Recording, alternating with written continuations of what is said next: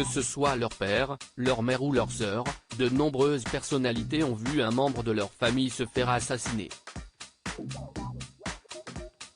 Nombreuses sont les personnalités à avoir connu le drame de voir l'un des membres de leur famille se faire assassiner.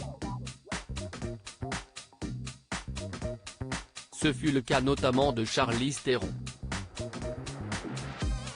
Lorsqu'elle avait 15 ans, c'est sa mère qui a tué son propre père, avec un fusil. Un acte de légitime défense car le père de l'actrice tirait sur sa femme et sur sa fille au moment des faits. Yetunde Price, la demi-sœur de Serena Evenue Williams, a été assassinée en 2003 alors qu'elle en voiture, à Los Angeles, avec son petit ami. C'est ce dernier qui aurait été la cible de cet assassinat perpétré par un gang rival.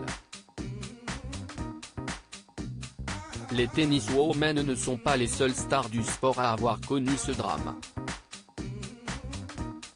En 1993, le père de Michael Jordan disparaît.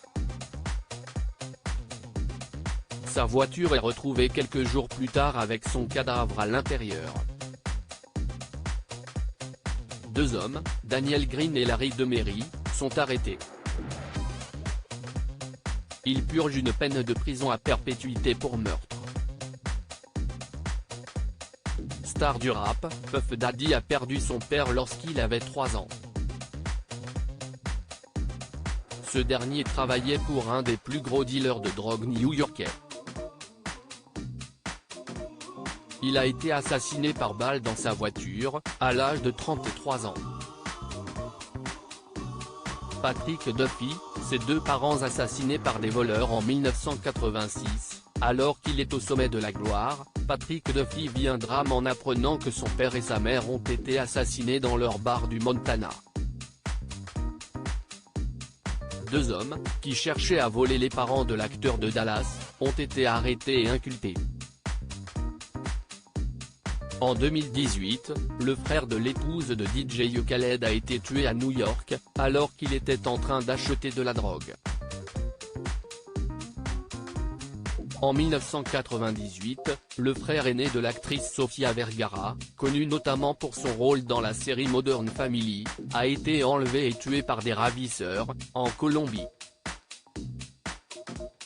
En 1969, Sharon Tate, l'épouse de Roman Polanski, est prise pour cible par la secte dirigée par Charles Manson. Enceinte, la jeune actrice est sauvagement assassinée.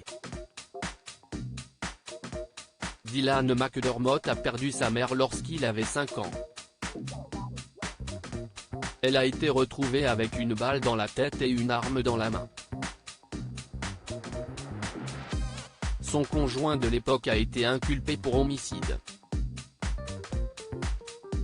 Il avait pourtant prétendu que la mère de l'acteur était morte en nettoyant son arme.